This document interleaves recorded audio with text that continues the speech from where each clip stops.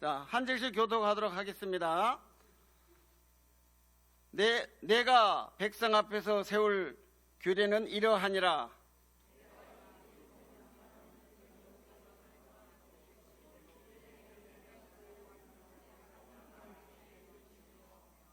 만일 그가 단신으로 왔으면 단신으로 갈 것이요, 장가 들었으면 그의 아내도 그와 함께 나아가려니와.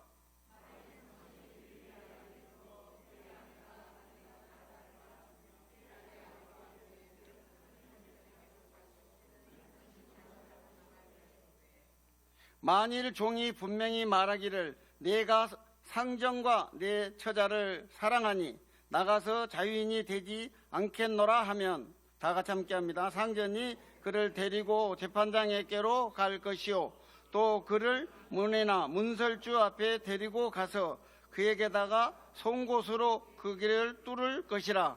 그는 종신토록 그 성전을 섬기리라. 아멘. 네, 이 시간 귀한 강사님 소개해드리겠습니다. 우리 강사님은 박세중 선교사님이고요. KPM 동원 홍보국장이십니다. 이 시간의 말씀은 깃두른 종이라는 말씀으로 많은 은혜 받으시기 바랍니다. 나오실 때 뜨겁게 박수하시면 감사하겠습니다.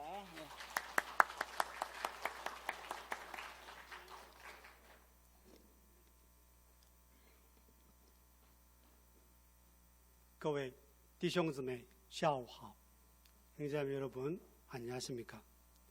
我们顺服주 예수의 大使命, 우리는 주 예수 그리스도의 지상명령에 순종하여 동의한 이치에 가능한 방법, 모든 사용 가능한 방법을 동원하여 直到世界的末了, 세상 끝날까지 在全世界建立, 전 세계에 세운다. 이神为中心, 이圣经为中心, 이教会为中心的改革中教会, 하나님 중심, 성경 중심, 교회 중심의 개혁주의 교회, 바로 우리 KPM 비전 선언문입니다. 안녕하십니까? 저는 KPM 선교 동원가 세상의 중심 박세중입니다. 파워포인트에 켜주시면 되겠고요. 저희의 일은 고신의 2234교회를 우리 KPM의 57개국 483명의 선교사를 무릎 선교사, 보내는 선교사, 가는 선교사로 동원하는 일을 담당하고 있습니다. 특별히 감사드리는 것은 오늘 주보에 보니까 10가정의 우리 KPM 선교사님들을 성심을 다해서 귀한 물질과 중보기도로 도와주심에 깊은 감사의 말씀을 드립니다. 저는 오늘 오후에 이 자리에 서면서 아모스 8장 11절의 말씀을 생각을 했습니다. 우리에게 진정한 주림은, 진정한 갈증은 다른 것이 아니라 하나님의 말씀을 먹지 못해서 줄이고 하나님의 말씀을 듣지 못한 목마름입니다. 이 시간 주님의 말씀이 선포될 때에 진리의 성령께서 각 사람 심령 가운데 필요한 은혜를 주실 줄 믿습니다. 네, 쇼생크 탈출이라는 영화를 혹시 보신 분 계십니까? 30년이 넘은 영화입니다. 전 세계의 영화를 집계하는, 랭킹을 집계하는 사이트가 있습니다. 미국에. 거기에 보면 수많은 영화 중에 1등이 바로 쇼생크 탈출입니다. 미국 순입니다. 근데 놀랍게도 제가 사역을 했던 중국에서도 1등이 쇼생크 탈출. 네이버 쳐서 조회해보면 대한민국에서도 수많은 영화 중에 1등은 쇼생크 탈출입니다. 과연 저 영화의 내용이 무엇이길래 동서양 복음을 막론하고 수많은 사람들에게 최고의 영화로 꼽히는가? 내용은 간단합니다. 이 주인공은 촉망받는 은행원입니다. 진급을 해서 부지점장이 되었습니다. 조금만 있으면 이제 지점장이 될 수 있는데 어느 날 갑자기 아내를 죽였다는 누명을 쓰고 감옥에 가게 됩니다. 근데 그냥 감옥이 아니라 아주 악명 높은 쇼생크라는 교도소였는데 저기는 가면 조금만 교도관의 눈 밖에 나면 소리 없이 사라지는 그런 곳입니다. 아무 죄가 없었지만 누명을 쓰고 이제 교도 생활을 시작하였던 주인공은 순탄하지 않았습니다. 동료들로부터 어려움을 겪기도 하고 간수로부터도 핍박을 많이 받았습니다. 힘든 시간을 보내다가 어느 날 아주 우연히 이 간수 중 한 사람의 세금 문제를 도와주게 되었습니다. 자, 저 사람이 평생 은행에 있었으면 뭘 잘하겠습니까? 돈에 대해서 잘합니다. 그래서 세금 문제를 도와줬는데 그 소문이 소문을 타고 교도소장의 귓가에 들어갑니다. 이 교도소장은 정말로 돈을 사랑하는 사람이었어요. 그래서 주인공을 따로 불렀어요. 자, 그래서 그날부터 이 주인공은 교도소장의 비밀 금고를 만들어 가지고 주머니를 채우는 일을 하게 됩니다. 얼마나 똑똑하겠습니까? 그래서 가진 방법을 써가지고 이 교도소장의 돈을 엄청나게 벌게 해줍니다. 근데 교도소장이 너무 고마워가지고 불러서 내가 하고 싶은 거 뭐든지 해줄 테니까 말만 하라. 그러면 저는 책을 좀 읽고 싶습니다. 교도소에 도서관을 지어줬습니다. 아침에 점호하면 딱 자기는 가가지고 도서관에 가서 커피 마시고 책 읽으면서 공부하고 싶으면 공부하고 뭐 운동하고 싶으면 운동하고 뭐든지 자유. 그러나 담장은 나갈 수 없습니다. 다른 죄수들과는 근본적으로 다른 삶임에도 불구하고 저 주인공에는 가슴 속에 깊은 갈망이 있습니다. 그 갈망은 무엇일까요? 자유입니다. 자유 몸이 되고 싶다는 그 갈망.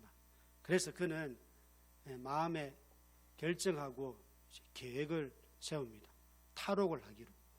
그렇게 준비를 하는데 우연히 선물을 받았는데 성경책 안에다가 조그만 손망치를 선물을 받았어요. 그래, 요 놈으로 하겠다. 그래서 밤에 점호가 끝나면 불 꺼졌을 때 그때부터 벽을 조그만 손망치로 이렇게 벽을 닦는 것입니다. 자그마치 19년 동안 탈옥을 준비해서 드디어 그날이 왔습니다. 드디어 옆에 브로마이드로 가로등을 싹 젖히고 뚫혀진 그 통로를 따라서 하수구를 엉금 기어서 드디어 밖으로 나왔더니 밖에는 이게 장대비가 쏜살같이 내리는데 그때 하수구를 나온 주인공이 그 하늘을 향해 고개를 들면서 두 팔을 벌리고 비를 맞으며 자유를 만끽하는 모습이 바로 저 포스트 장면입니다. 그래서 저 영화의 메시지는 인간에게 있어서 자유가 얼마나 소중한가 그것을 우리에게 보여주는 것입니다. 그런데요, 오늘 성경에는 우리가 읽은 성경에는 정반대로 그렇게 기다리던 자유가 왔는데 그 자유를 포기하는 한 남자가 등장합니다. 과연 어떤 사연이 있길래 그 귀한 자유를 포기하게 되었을까요? 저는 그것을 오늘 여러분과 함께 나누고 싶습니다. 출애굽기 21장 5절 나는 자유인이 되지 않겠노라.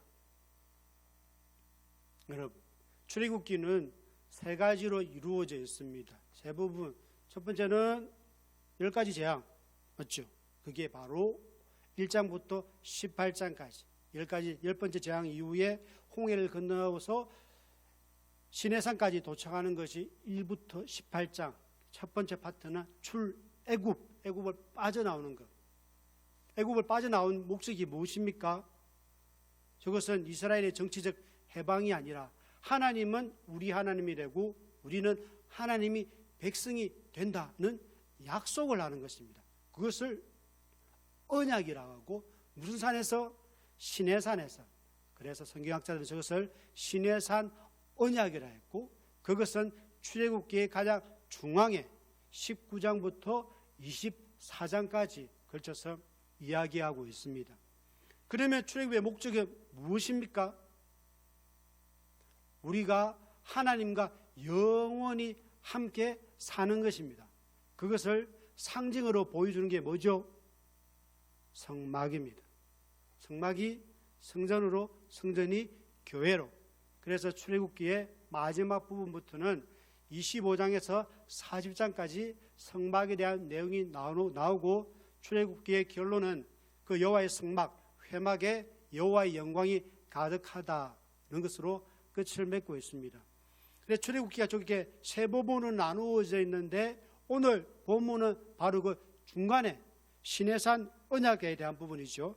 저것도 보시면 시내산 언약도 19장에서는 너희는 내게 제사장 나라가 될 것이다 약속을 했습니다. 약속을 했으면 가장 중요한 두 가지 계명이 있습니다. 하나님에 대하여 어떻게 섬길 것인지, 사람에 대해서 어떻게 할 것인지, 그것이 두 돌판에 쓰여졌어요. 그게 바로 십계명. 십계명은 20장.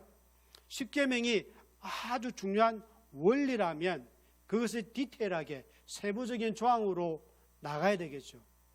구체적인 부분들을 설명해 주고 있는 것이 뒷부분 21장부터 24장까지. 그것을 성경에서는 규례 또는 조례라고 합니다. 결국 십계명의 10가지 그 원리의 구체적인 적용편이 되겠습니다. 오늘 본문은 바로 그 규례의 첫 번째가 나옵니다. 법규. 그 법규는 바로 십계명의 이제 해설판이거든요. 그 십계명을 수많은 법규로 나누었는데 제일 먼저 나누는 법규가 뭐라고요? 종. 그래서 여러분 성경책을 보시면 소제목이 있지요. 노예에 관한 법, 종에 관한 법 또는 종의 규례. 수많은 내용 중에서 종에 대한 부분이 첫 번째로 나옵니다. 여기에서 우리는 하나를 생각할 수 있습니다. 지금 성경이 출애굽기가 쓰여졌을 때가 언제가 되겠습니까? 저자는 누구죠? 모세입니다. 맞죠? 자, 모세가 출애굽을 하고 가나안에 들어가지 못하고 모압 평지에서 썼을 것입니다. 출애굽을 언제 했습니까? 열왕기상 6장 1절에 보면 솔로몬이 성전을 건축했을 때가 출애굽한 지 480년, 솔로몬이 왕이 된 지 4년이라고 했습니다. 조선왕조의 실록이 있듯이 유대의 지략이 있습니다. 그 역사적인 사료를 바탕으로 산출에 들어가면 출애굽의 연도는 BC 1446년이고 40년 광야를 헤매다가 가나안 갔기 때문에 적당하게 하면 1400년 정도경에 저 출애굽 모세오경을 썼다고 할 수 있습니다. 그 BC 1400년경에 종에 대한 법이 나왔는데 저것보다 더 350년 전에 인류 역사에 가장 먼저 나온 성문법이 있습니다. 뭘까요? 자, 함무라비 법전 들어봤습니까? 눈에는 눈, 이에는 이, 비석입니다. 옛날에 비석에다가 저걸 썼는데요. 루브르 박물관에 있습니다. 저 함무라비 법전은 고대 바빌로니아의 광개토 대왕과 같은 아주 위대한 왕이 있었는데 그는 이 전투만 잘한 것이 아니라 그 옛날에 BC 1750년이면 3800년 됐잖아요. 그 옛날에도 그냥 나라가 아니라 법과 시스템이 다스리는 나라라는 것을 증명하기 위해서 함무라비가 자기가 정복한 정복지에다 비석을 세우는데 절반은 자기의 공덕, 나머지 절반은 자기가 다스리던 그 나라의 법을 새겨놓았어요. 저 법의 조항이 총 282개조가 있습니다. 여러분, 법에 대한 정의를 여러 가지를 할 수 있겠지만 법을 권리를 보호하는 것이다 라고 정의를 한다면 그러면 저 법에 제일 먼저 나오는 1조의 법은 누구의 권리를 보호해야 되겠습니까? 3800년입니다. 바로 왕과 왕족입니다. 그 다음은요, 귀족. 그렇게 순수대로 하면 노예는 어디 나온지 아십니까? 바로 282조 가장 마지막에. 왜? 이 계급 피라미드에서 가장 밑바닥에는 노예입니다. 그래서 수많은 법 중에서 가장 마지막에 나오는 게 노예입니다. 세상이 그렇습니다. 유전, 무죄, 무전, 유죄. 힘이 있으면 대우받고 가진 것이 없으면 을로 사는 것이 세상이 그렇습니다. 그런데요, 오늘 성경을 보니까 우리 하나님은요, 아니에요. 모든 사람은 하나님의 형상으로 지음받았어요. 사람 위에 사람 없고 사람 아래 사람 없습니다. 모두가 다 귀합니다. 고대에는 종이 될 수 있는 경우의 수가 3가지 존재했습니다. 전쟁에 져서 다른 부족과 민족의 종이 된 경우, 너무 가난해서 스스로 종이 된 경우, 빚이 너무 많아서 빚을 갚다가 그 몸으로 노예가 되고 갚는 경우, 이 3가지 경우가 있습니다. 어떤 경우든지 노예가 된다 할지라도 7년이 될 때는 이유를 막론하고 누구에게나 자유를 주어야 한다. 이게 바로 하나님의 법입니다. 그래서 출애굽기 21장에서 우리가 믿는 하나님이 얼마나 자비와 긍휼이 풍성하신 분인지, 그 좋으신 하나님이 우리 아버지가 되는 줄 믿습니다. 그래서 그러면 자유를 얻는데 오늘 본문에는 자유를 얻는 3가지 방법에 대해서 하나씩 설명이 나오고 있습니다. 첫 번째, 누구의 종이 될 때 나는 총각이었다. 난 결혼을 하지 않았다. 단신으로 왔으면 6년이 지나고 7년이 될 때 어떻게 됩니까? 혼자 왔기 때문에 단신으로 나간다. 오케이, 당연하죠. 두 번째, 내가 종이 될 때 이미 나는 아내가 있었다. 그래서 이미 종이 될 때 장가들었으면 7년이 됐을 때 아내와 함께 나오면 됩니다. 여기도 문제가 안 됩니다. 그러나 문제는 마지막 3번째입니다. 어떤 게 가능할까요? 예, 분명히 처음에는 싱글이었는데, 총각이었는데 그 7년 사이에 부인 결혼을 하게 된 경우입니다. 상전이 그에게 아내를 주어라고 했기 때문에 이미 종이 된 뒤에 주인이 중매를 섰고, 그래서 부인이 왔다는 것입니다. 그리고 세월이 지나니까 자연스럽게 아들도 생기고 딸도 생겨서 그리고 7년이 되었습니다. 자, 우리가 지금 볼 때는 그 뒤에는 그렇으면 그의 아내와 그의 자식들 모두 나갈 것이로되 라고 하면 좋겠지만, 지금 우리가 살고 있는 시대는 2025년입니다. 저 성경은 3,500년 전의 이야기입니다. 그래서 그 시대로 볼 때는 노예는 누구죠? 노예는 돈입니다. 주인의 재산입니다. 그렇기 때문에 미안하지만 네가 올 때 총각이었으면 중간에 발생해서 얻게 된 너의 아내도, 너의 아들과 딸 모두 다 주인의 재산이기 때문에 너 혼자만 나갈 수 있다. 저것이 법입니다. 여러분, 나 혼자만 나갈 수 있다. 어떤 가정이, 여러분, 고민해보세요.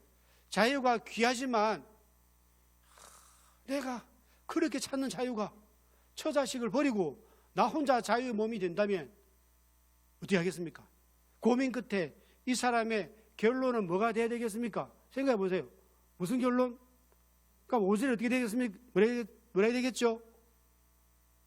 안 나간다. 뭐 때문에 안 나간다? 누구 때문에? 예, 아내와 자식 때문에. 맞죠? 저렇게 내가 내 처자를 사랑하니 자유는 되지 않겠습니다 라고 한다면 맞지요. 그런데요, 성경 보세요. 저렇게 써여 있지 않습니다. 성경은 순서가 아주 중요해요. 이 사람이 처자식 때문에 포기한 것도 이유가 맞습니다. 그래, 이것은 두 번째 이유입니다. 그보다 더 중요한 이유가 있어요. 누구 때문에 포기했습니까? 그것을 오늘 출애굽기의 병행 구절인 본문의 상정과거든요. 병행 구절 보세요. 신명기 15장 16절에 보시면 종이 만일 너와 내 집을 사랑함으로, 분명히 말합니다. 종이 자유를 포기하는 것은 처자식 때문에 두 번째고, 그보다 더 중요한 것은 주인 때문에 포기했다는 것입니다. 여러분, 이 점에서 우리는 합리적인 의심을 할 수 있습니다. 과연 어떤 주인이길래 그 귀한 자유를 포기하게 만드는가? 그러면 성경 속에 좋은 주인이 예가 몇 명 있지만 신약 성경에 보면 우리가 잘 알고 있는 사람 중에도 그 예가 있습니다. 바로 백부장입니다. 누가복음 7장에 나오는 어떤 백부장, AD 1세기 2000년 전에 로마 제국 시대의 백부장, 로마 제국입니다. 그때 당시에도 노예 제도가 있었습니다. 그렇다면 백부장과 종의 관계는 어떤 관계입니까? 재산입니다. 그런데요, 여기 보니까 그런 관계가 아니에요. 사랑하는 종입니다. 개인적이고 친밀하고 사랑의 관계. 그래서 그 사랑하는 종이 병들에 죽게 되니까 군인의 신분인데 휴가를 내고 왔는지 어떻게 왔는지 소문을 듣고 예수님께 찾아와서 사랑하는 종을 낫게 해 주시도록 간청하고 있습니다. 그렇다면 오늘 출애굽기에 나오는 주인은 최소한 백부장보다는 더 좋은 사람임에 틀림이 없습니다. 그렇다면 여기에서 우리 상상력을 동원해서 오늘 출애굽기 21장에 나오는 그 한 남자의 시각에서 지난 7년 전부터 돌려보겠습니다. 7년 전에 이 청년은 하루아침에 전쟁으로 부모님을 여의고 혼자가 되었습니다. 나이가 아직 성인이 되지 않았기 때문에 자기를 홀몸이고 앞으로 인생이 어떻게 전개될지 모르는 두려움도 있는데 그는 지금 노예 시장에 그 제 앞에서 누구에게 팔려갈지 알 수 없는 그 미래 때문에 두려워 떨고 있습니다. 그런데 저 멀리서 누군가가 따스한 눈길로 나를 바라보고 있는 눈빛이 보이고 한 신사가 걸어 나와서 자기를 몸값을 지불하고 자기 집으로 데려갔어요. 바로 일을 시키지 않고 이 청년이 무엇을 잘하는지, 어디에 은사가 있고 재능이 있고 적성에 맞는지 충분히 살펴본 뒤에 거기에 딱 맞는 일을 주인에 있는 그 영지 아래에서 일을 하나 줬어요. 여러분, 직장 생활을 하는데 그 일이 내가 잘 할 수도 있고 적성에도 맞으면 어떻습니까? 일이 재미가 있고 성취감도 있고 결과물도 있겠지요. 그래서 직장 생활을 하면서 일을 하면서 나름 직업을 통해서 자리를 잡아갑니다. 그런데 주인이 볼 때 이 청년이 너무 짠한 거예요. 아버지 어머니 안 계시지요. 홀몸이죠. 이 혈기왕성한 청년인데 딱 보자. 저 총각에게 딱 맞는 아가씨를 주인이 찾아가지고 좋은 아가씨를 중매를 서주었어요. 그래서 결혼을 하게 되었습니다. 직장에서 성실히 일하니까 그 주인의 영지 안에서 자기가 머물 수 있는 집도 생기고 이쁜 아내도 있고 퇴근을 하고 가족 두 사람과 시간을 보내서 자연스럽게 그 이듬해에 아들도 생기고 딸도 생기고 그렇게 행복한 시간이 6년이 지나고 7년이 되었던 그 시점에 결정을 해야 될 순간이 온 것입니다. 그때 이 청년은 생각한 데 결론에 이릅니다. 분명히 말하기를, 머뭇거리지 않고 분명하게 확신을 가지고 말하기를, 내가 나의 상전을 사랑하기 때문에 주인을 위해서 자유를 포기한다. 그 선언을 하고, 이 말을 했으면 책임을 져야 되겠죠. 의식을 치러야 됩니다. 그 의식이 6절에 나오는 바로 문술주 앞으로 데리고 가서 송곳으로 귀를 뚫습니다. 귀를 뚫고 거기 내가 말을 하나 달아요. 그러면 뭡니까? 귀걸이죠. 그러면 종을 딱 두 가지로 볼 수 있습니다. 귀를 뚫고 피어싱을 하고 귀를 하고 있으면 어떤 종? 내가 원해서 누군가의 종이 되는 것이고, 거기 없으면 억지로 종이 된 것입니다. 내가 자원해서 내가 주인의 종이 되겠다. 그 의식이 바로 오늘 출애굽기 21장 6절 귀 뚫은 종이 된다는 것입니다. 여러분, 이 종이 자유를 포기한 동기가 무엇입니까? 두 개입니다. 누구에 대한 사랑요? 상전에 대한 사랑, 또 첫 아내와 자식에 대한 사랑입니다. 자, 여기에서 원리를 하나 도출해낼 수 있습니다. 귀 뚫은 종은 사랑의 종이요, 하나님 사랑, 상전. 처자는 확장해서 이웃 사랑, 하나님 사랑, 이웃 사랑으로 자기의 자유와 권리를 포기하고 사랑의 종으로 사는 사람을 귀 뚫은 종이라고 하는 것입니다. 근데 여러분, 과연 누가 진정한 귀 뚫은 종입니까? 하나님을 사랑하기 때문에, 우리 한 사람 한 사람을 사랑하기 때문에 자신의 귀한 자유, 그 모든 것, 생명까지 내어주신 진정한 귀 뚫은 종이 누구십니까? 바로 우리 예수님이십니다. 빌립보 2장 6절 7절을 보십시오. 그는 근본 하나님의 본체시나 하나님이신 그분이 하늘 보좌를 버리시고 자기를 비우다는 포기하다, 하나님이 되심을 포기하고 사람이 되셨는데, 그냥 사람이 아니라 종이 되신 것입니다. 하늘 보좌를 버리시고 종이 되신 이유는 하나님을 사랑하기 때문에, 그리고 우리 한 사람을 너무 사랑하기 때문에 그분은 하늘 보좌를 버리시고 이 땅에 오셔서 종으로 사셨다는 것입니다. 그분은 요한복음 13장 1절에 의하면 끝까지 사랑하시니라.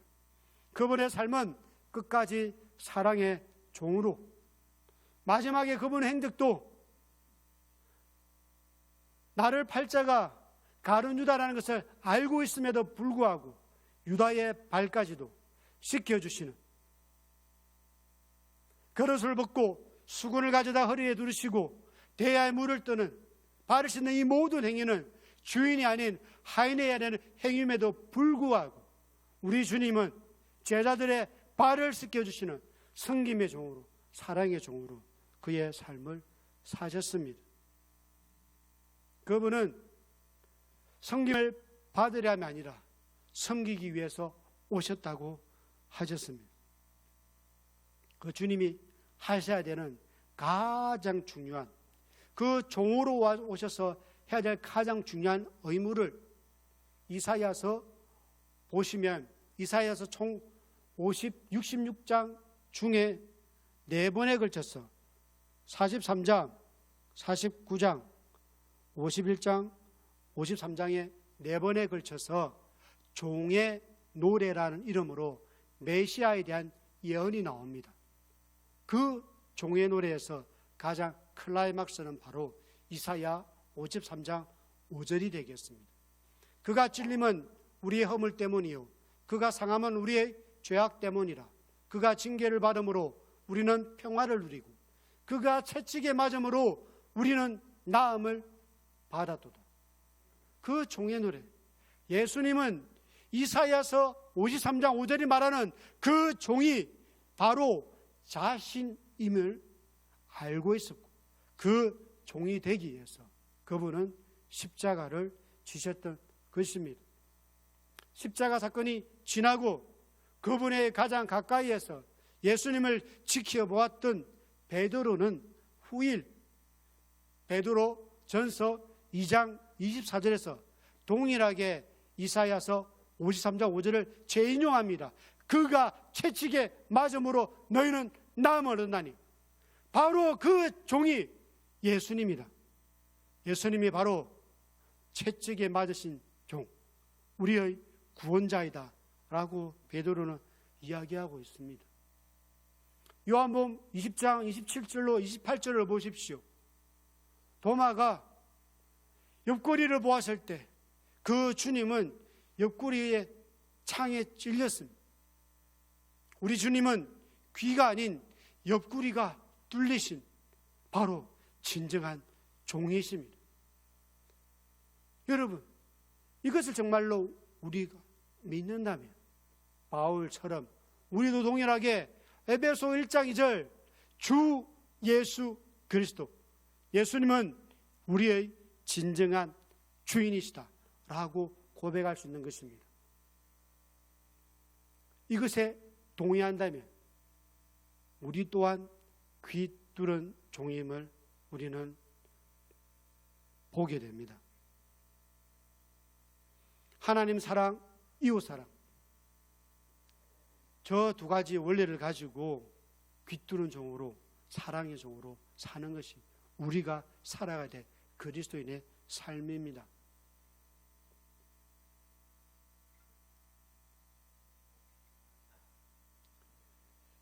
6절을 보십시오. 종신토록 그 상전을 섬기리라. 여러분, 2026년입니다. 억지로 직분 때문에 어쩔 수 없이 교회를 섬기는 것이 아니라 내가 자원하여서 우리의 주인 되신 우리의 주님을 영원히 섬기는 그러한 사랑의 종으로 살아갈 수 있는 여수시민교회 모든 형제 자매들 되시기를 주님의 이름으로 축원합니다. 여러분, 귀는 뭐 하는 건? 듣는 겁니다. 귀를 뚫었다는 것은 오직 주인의 음성만을 듣는 것입니다. 세상의 소리가 아니라 주인의 음성만을 듣고 그 주인의 음성에 순종하는 하나님의 백성들 되시기를 축복합니다. 그리고 여러분, 귀를 뚫으면 누구나 다 보입니다. 내가 예수 믿는 것을 믿지 않는 나의 가족에게, 믿지 않는 나의 이웃에게, 믿지 않는 나의 직장 동료에게 나타내고 드러낼 수 있는 예수님의 향기로 살아갈 수 있는 주의 백성들 되시기를 축복합니다. 그리고 사도 바울이 갈라디아 5장 13절에서 진정한 귀 뚫은 종, 사랑의 종, 우리는 다 그러한 종이 되어야 된다. 바울 자신의 고백입니다. 그것이 바로 갈라디아 5장 13절. 너희가 자유를 위하여 부르심을 입었으나 그러나 그 자유로 육체의 기회를 삼지 말고 오직 사랑으로 서로 종노릇하라. 기독교의 진리는 역설입니다. 참된 자유는 뭐죠? 종이 되는, 사랑의 종이 될 때 진정한 자유를 누린다는. 하나님을 사랑하기 때문에 우리에게 맡겨준 영혼들을 사랑하기 때문에 내게 있는 귀한 시간, 내게 있는 귀한 물질, 내게 있는 귀한 은사를 드릴 수 있는 하나님의 백성들 되시기를 주님의 이름으로 축원합니다. 저 역시 귀 뚫은 종입니다. 저는 1993년 1월 서마산 교회 고등학교 3학년에 올라가던 동계 수련회 때 저는 그 주인의 큰 사랑을 받았습니다. 주일 저녁에 7가지 확신에 대한 말씀이 선포되고 메시지가 너무나 분명했기 때문에 제일 앞에 앉아 있었는데 끝나고 다 친구들은 다 그 밑에 1층으로 내려가서 어디 잠자리를 청해서 내려가는데 저는 본당에 남았습니다. 그 앞자리 그대로 남아서 그날 밤 구주의 십자가 보혈로 옛날 182장 같은데 뭐 찬송을 100번을 부르는지 셀 수 없을 정도로 찬송을 부르고 회개하고 기도하고 그러는 중에 그 새벽에 주인의 사랑을 받게 되었습니다. 예수님을 믿고 믿지 않는 가정에서 예수 믿으니까 너무 좋은 거예요. 알고 있는 성경 지식은 작았지만 내가 분명히 그 주인을 만난 전과 후는 너무나 분명했기 때문에 전도하러 다녔어요. 그렇게 다니는데 고등학교 3학년 때 제가 첫 번째 수능을 쳤습니다. 그때 첫 수능이 8월 둘째 주인가 그랬는데 수능 치기 전날 밤 11시 반까지도 옥상에서 저는 전도했습니다. 그래서 고3 때 제가 다니던 서마산 교회에 제가 3학년 8반이었습니다. 10월 첫째 주에 우리 반 출석이 52명이었습니다. 학년이 아니라 우리 반 출석이 52명이었습니다. 그렇게 이제 고등학교 때 시간들을 보내고 중고등부 예배 갔더니 전도사님이 분명히 저 얘기를 많은 친구들이 들었는데 저한테 저 말씀이 꽂혔어요. 교사는 학교에서 지식을 가르치지만 목사는 교회에서 진리를 가르친다. 그렇구나. 나는 목사님이 돼야 되겠다. 그렇게 결심을 하고 성경도 열심히 읽고 기도도 열심히 하고 전도도 열심히 하고 이제 고신대학도 가게 되었습니다. 그런데 어느 누구도 저를 주목하지 않았어요. 그냥 믿지 않는 가정에서 나오는 열심히 있는 청년에 불과했습니다. 아무도 저를 알아보지 못했을 때 평강공주가 등장합니다. 저 보니까 좋은 달이 있는데 저 앞만 보고 달려가는데 분명히 조금만 도와주면 뭔가 될 수 있다. 그 확신을 가지고 저와 똑같이 핍박을 받으면서 교회 못 가게 하려고 성경책도 찍고 집에 감금도 하고 그렇게 핍박받으면서 예수 신앙생활 한 자매가 저를 택해서 그 온달을 조련을 해서 지금 설교하고 있습니다. 그 아내도 만나고 세월이 지나서 아들도 생겼습니다. 계속 저희 가정은 이렇게 3명입니다.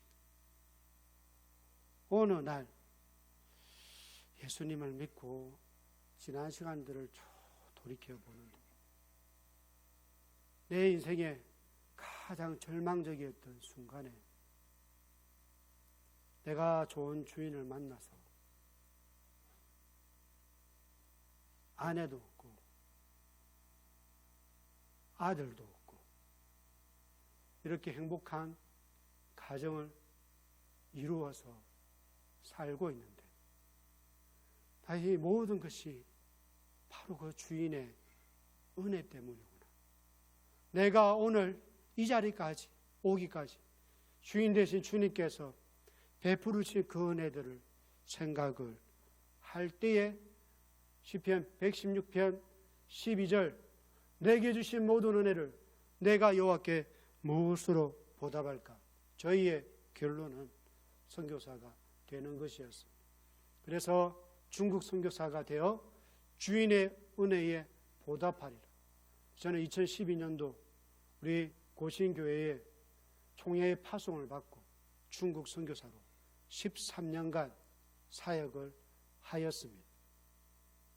믿지 않는 가정에서 핍박을 받으면서 신앙생활을 해왔던 우리였기에 예수님 언약 밖에 있는 이방인들이 얼마나 비참한지 알기 때문에 저희에게 주신 민족이 중국으로 향해 갔습니다. 저희가 있은 곳은 중국의 남쪽입니다. 중국은 엄청 큽니다. 북쪽은 황하, 남쪽은 양쯔강, 2개 강 중심으로 되어 있는데 저희는 남쪽의 양쯔강, 길기 때문에 중국에는 긴 장자에서 장강이라고 부릅니다. 티벳 고원에서 수원이 발원을 해서 오른쪽 상해로 내려서 바다로 흘러갑니다. 6,300km입니다. 그 남쪽의 양쯔강 유역에서 저는 지난 시간들을 보냈는데 제일 처음은 코로나로 우리 알고 있는 우한, 그리고 그는 양쯔강의 중류고요. 상류는 충칭입니다. 그 충칭에서 6년을, 그리고 마지막에 3년은 청두에서 보내고 이렇게 13년을 보냈는데, 그 중에 저희가 가장 많은 시간을 보냈던 충칭에 설명드리고자 합니다. 충칭이 인구가 3,100만 명입니다. 도시의 인구가 3,100만입니다. 혹시 아십니까? 저 여메란이 I am 가브리엘이라는 저 프로그램에서 중국의 어떤 여성의 삶을 72시간 대신 사는 프로그램이었어요. 근데 저 여메란이 맡은 역할은 포고 샤브샤브 집에 일하는 여성이었어요. 직장에 가보니까 그 샤브샤브를 막 국이 이렇게 저어야 되잖아요. 삽을 가지고 젓고 있어요. 왜? 저 식당은 동시에 식사할 수 있는 인원이 6,500명. 동시에 식사를 6,500명을 할 수 있는 식당이에요. 그 정도로 중국이 큽니다. 그 충칭에서 저희는 가장 많은 시간을 보냈었고, 그 충칭에서 교회를 목회하게 되었어요. 한족교회를 목회를 2년간 즐겁게 하고 있던 어느 날 2018년 가을이었습니다. 저희 아파트 옆동에 살고 있는 선교사님 추방이 돼요. 분명히 어저께 같이 밥을 먹었는데 오늘 한번 어디 가는, 지금 공안위에서 지금 구치소에 구류되어 있는, 그 다음날 48시간 만에 바로 추방이 되었습니다. 어저께까지 같이 밥을 먹던 선교사님이 추방되었다는 것도 충격이었지만 그것보다도 더 큰 충격은 또 있습니다. 주일날 체포조가 2개가 있었는데 한 팀은 선교사님을 체포하러 갔고, 동일한 시각에 선교사님의 가정교회에도 한 팀이 갔어요. 가정교회 체포하러 간 팀이 갔을 때 중국의 가정교회 대부분 아파트 거실이거든요. 그 아파트 거실을 교회로 제공한 사람도 공안이에요. 공안 자매. 체포하러 간 사람도 공안. 체포하러 간 공안이 예수 믿는 공안에게 얘기합니다. 너 이렇게 하면 평생 진급 못해. 아유, 괜찮다고. 나 평생 순경으로 나 있어도 된다고. 아, 그래? 그러면 이 집 교회로 종교 집회 장소를 사용했기 때문에 내가 이 집을 압류하겠다. 내가 경찰 월급이 얼마 된다고 그 월급 모으고 대출 받아가지고 그 집을 샀는데 그 집이 날아간다. 도저히 안 해. 종이를 주세요. 저는 다음 주부터 이 교회에 출석하지 않겠습니다. 자매, 따님이 다음 달 프랑스 유학 출국하지요? 출국 정지입니다. 내 딸이 유학 가려고 지금 10년 넘게 미술을 준비하고 했는데 딸의 미래가 달려있는데 안 되지. 저도 주세요. 저와 제 딸도 다음 주부터 이 교회에 출석하지 않겠습니다. 어르신, 다음 달부터 고령연금 지급 정지입니다. 아니, 내가 은퇴하고 나서 내가 연금 없으면 어떻게 살라고? 저도 주세요. 여러분, 이 선교사님이 30대 초반에 중국에 와서 14년간 눈물로 땀으로 세운 그 교회가 그날 정발되어 사라졌어요. 없어졌어요. 왜? 다 이런 이유들로 회유당 청춘을 바친 교회가 사라져. 선교사님이 추방된 것보다 청춘을 바친 그 사역이, 교회가 없어진 것을 보면서 큰 충격을 받게 되었어요. 제가 선교사 파송 나갔을 때 누가 그런 말을 하더라고요. 이별이 슬픈 이유는 헤어지기 때문이 아니라 잊혀지기 때문이다. 여러분, 선교사는 잊혀진 존재입니다. 여러분 주부에 지금 열 몇 분의 우리 여수 시민교회 파송 선교사님들, 여러분 이름 기억나십니까? 그 이름의 선교사님 목소리는 혹시 기억나세요? 선교사는 철저히 잊혀진 존재입니다. 저도 30대 중반에 젊을 때 중국에 와서 50일이었어요. 내 청춘을 바친 중국에서 나도 만약 이런 결론을 맞이한다면 저는 감당할 수 없을 것 같아요. 그래서 그때 고민을 하게 됐습니다. 내가 떠나더라도 중국 선교는 계속돼야 되는데 과연 나에게 있어서 지속 가능한 선교는 무엇인가? 그것은 바로 뭘까요? 그것은 최초의 중국 선교사 로버트 모리슨이 27년간 사역했는데 두 개입니다. 딱 하나, 두 개. 하나는 성경을 중국어로 번역하였다. 또 하나는 첫 번째 중국인 목사님을 세운 것. 그렇구나. 저는 바로 오른쪽입니다. 사람을 키우는, 어떤 핍박 가운데도 흔들리지 않는 사역자, 인재 양산이 저의 중요한 목표가 되었고, 제가 그때 목회하던 한족교회에서 노아 형제 이 사람을 목사님으로, 좋은 목사님으로 훈련시킨 그 계획을 세우고, 제가 생각할 때는 목사님의 많은 역할이 있지만 제일 중요한 역할은 세 가지입니다. 강대상에서 하나님의 말씀을 바로 전하는 설교자로, 창세기부터 계시록까지 성경을 바르게 가르치는 교사로, 그리고 성도들의 삶 현장에 가서 신방을 하고 상담을 하고 코칭되죠.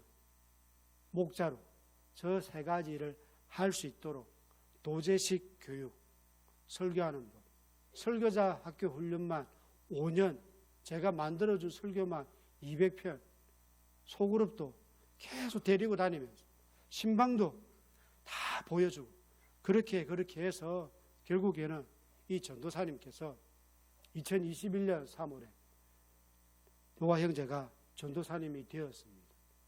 전도사님이 되었고 그 은혜로운 전도사 임직 시기 마치고 나서 성도들에게 한마디 했습니다. 我为你们死. 나는 여러분들을 위해 죽겠습니다. 그런 고백을 하는 사역자가 되었습니다. 고신정신은 일사가고입니다. 전도자가 되던 첫날에 내가 적은 양떼들을 위해서 내 목숨을 바치겠습니다. 그 고백을 들었을 때 제 마음이 너무나 기뻤습니다. 왜냐하면 저런 정신을 가진 사역자가 존재한다면 비록 교회 당은 없어진다 할지라도 교회는 존재한다. 그래서 나의 남은 사명은 저 전도사님이 좋은 목사님이 될 수 있도록 도와야 되겠다. 저것이 저희 남은 사명입니다. 두 자녀가 있습니다. 그 전도사님과 함께 코로나 팬데믹이 한창이던 2020년 10월에 교회를 개척하였습니다. 3,100만의 인구가 있으니 적은 무리의 공동체였지만 매주마다 감동과 은혜가 있었고요. 주일 오늘 한 해 말씀을 배웠고요. 개척한 지 3주 후에 주일학교를 시작하였고요. 반년 뒤에 세례를 베풀어 은혜 가운데 건강한 교회로 계속적으로 성장하고 있습니다. 제가 9월 10일에 나왔는데 제가 나오고 4일 뒤에 공안이 드디어 우리 교회에 왔습니다. 오고 공안, 통일전선부, 국가안전보위부 열 몇 명이 오고 난 그 뒤부터 저희 교회는 이제 다른 곳으로 장소를 옮겨서 모이고 있는데요. 놀라운 것은 핍박을 받고 교회를 옮기는데 어디서 소문을 들었는지 사람은 더 늘어났습니다. 공안이 오기 전에는 30명 되었는데 공안이 오고 나서 쫓겨다니니까 40명이 넘었어요. 그래서 교회는 여전히 성도들이 이렇게 끌려가서 취조를 당하기도 하는데도 여전히 우리 선배들이 그랬던 그런 귀한 신앙으로 잘 예수 믿고 있습니다. 우리 전도사님이 신학교 졸업할 뿐만 아니라 이 목사를 양성하는 신학교의 교장이 되어서 사람을 키우는 귀한 일을 감당하고 있습니다. 저는 KPM 3명 선교사 중에 한 명입니다. 우리 모든 KPM의 선교사님들, 이와 같이 귀 뚫은 종으로 하나님을 사랑하기 때문에, 영혼들을 사랑하기 때문에, 문화가 다르고 언어가 다른 이방 땅에서 잊혀진 자로 살아가지만, 그곳에서 우리가 가진 하나님 중심, 성경 중심, 교회 중심에 교회를 세우고 사람을 세우고 영혼을 살리는 그 귀한 일을 감당하고 있습니다. 중국어 한마디 하고 마치겠습니다. 如果你想走得快，你就一个人走。 빨리 가려거든 혼자 가고, 如果你想走得远，你就一起走。 멀리 가려거든 함께 가라. 선교는 마라톤입니다. 앞으로 남아있는 KPM 선교사의 길을 여수 시민교회와 함께 동행하기를 원합니다.